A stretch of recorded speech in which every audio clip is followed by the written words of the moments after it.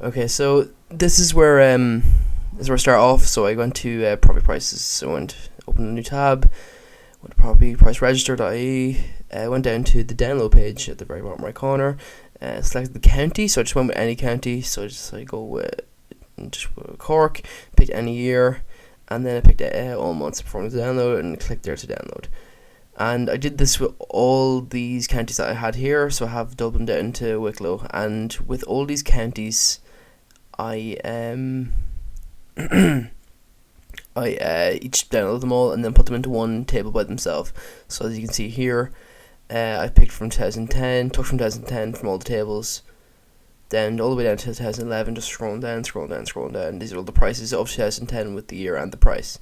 And I went and did every single year and put them in this one table. Just took the years and the prices and put them into one single table. And with that, I took all the prices, selected them all, and then I put them into this diagram on the right hand side here that I'm showing.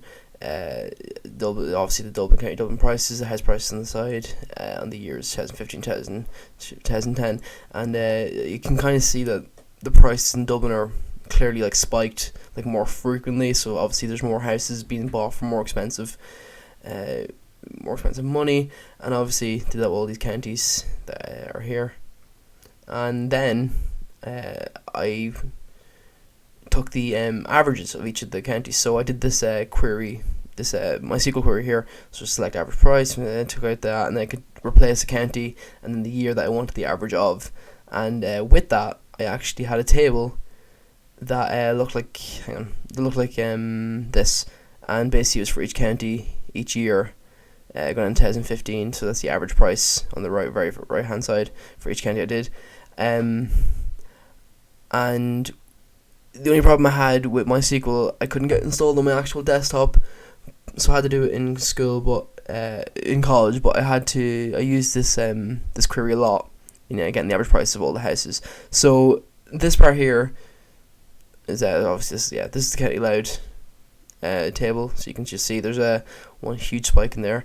There's the averages, So this part here shows the two tables of County Dublin and County Louth side by side.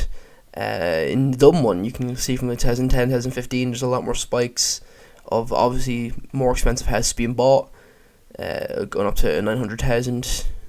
Not any of them hitting the 1 million mark, but almost. And then the Louth one, you can see some spikes, but none as significant as the one in Dublin, and the most going over 600,000, just over it, just a little bit. Most of them are staying under the 200,000 mark, which you can clearly see in this table here. And obviously they all stay under the 200,000 mark, and obviously the ones in Dublin don't. They go as far as 600,000 actually, up to 800,000, and they're pretty consistently above 300,000. The serious spikes that you see, besides the ones that are like on the bottom. And with the Louth one compared to the Dublin one, you see a lot more spikes that are under the 100,000.